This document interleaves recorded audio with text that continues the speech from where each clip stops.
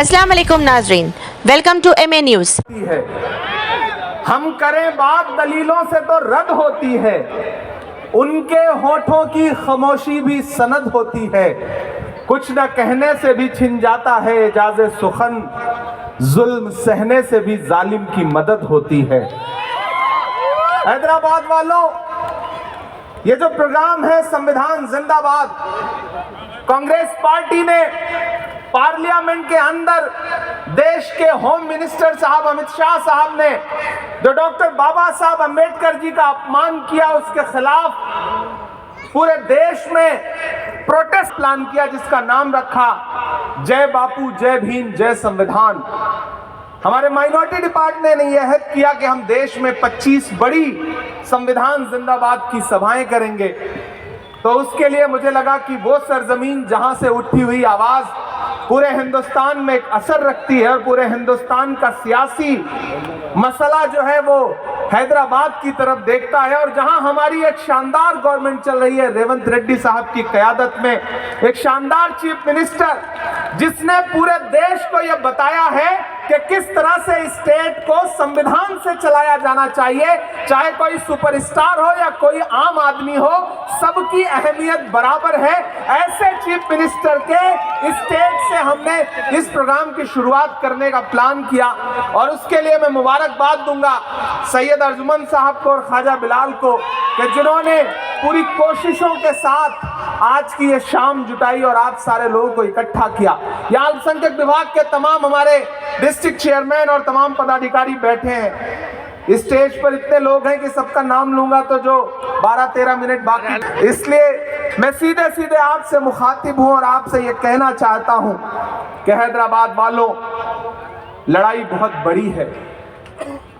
ये जो हमारे हाथ में किताब है जिसे कॉन्स्टिट्यूशन ऑफ इंडिया कहा जाता है, पूरी भाजपा इस किताब को देख करके बिलबिला उठती है।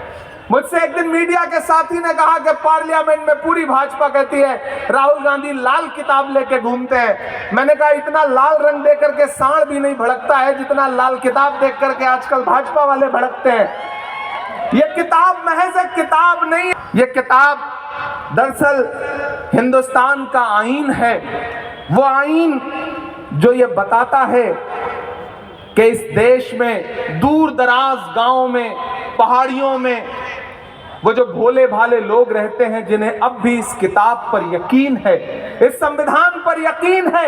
यह संविधान जो ताकत देता है कि इस देश में जितना अंबानी के वोट की अहमियत है, उतना ही एक रिक्शा चलाने वाले मजदूर के भी वोट की अहमियत है। यह किताब जो ये ताकत देती है कि इस देश के संसाधनों पर जितना हक अडानी का है, उतना ही फावड़ा लेकर के मजदूरी करने वाले किसान का भी है। यह किताब जो ताकत देती है कि कोई किसी भी विचारधारा का हो, लेकिन अगर वो देश के इक्तदार पर बैठेगा तो उसे इस किताब के हिसाब से चलना पड़ेगा, तानाशाही से नहीं चल सकता है। ये किताब बहुत जरूरी और बहुत अहम किताब है। अनिल यहाँ बैठे हुए हैं, उस दिन पार्लियामेंट में जब अमित शाह साहब बोल रहे थे, तो जब वो बोलते बोलते अपने पूरे अहम में आए, गुरूर में आए, तो उन्होंने बोलते बोलते कहा कि आजकल एक फैशन हो गया है अंबेडकर अंबेडकर अंबेडकर अंबेडकर। अरे इतनी बार भगवान का नाम लेते तो 7 जन्मों के लिए स्वर्ग मिल जाता। मैं और अनिल पीछे बैठे थे, मैंने अनिल से कहा कि अनिल ये 15 सेकंड होम मिनिस्टर साहब की जिंदगी पर बहुत भारी पड़ेंगे, देख लीजिएगा। आज इन्होंने डॉक्टर बाबा साहब अंबेडकर का अपमान किया है। और जब हम बाहर निकले तो मीडिया के साथ ही खड़े थे, उन्होंने पूछा कि होम मिनिस्टर की स्पीच कैसे लगी, उनका रिप्लाई कैसे लगा। तो मैंने कहा उन्होंने मुसलसल तकरीबन 90 मिनट झूठ का पिटारा खोल के रख दिया, लेकिन जो उन्होंने डॉक्टर बाबा साहब अंबेडकर के बारे में कहा है उस पर चुप नहीं रहा जाएगा। उस पर कांग्रेस पार्टी बोलेगी, उस पर हम सारे लोग बोलेंगे।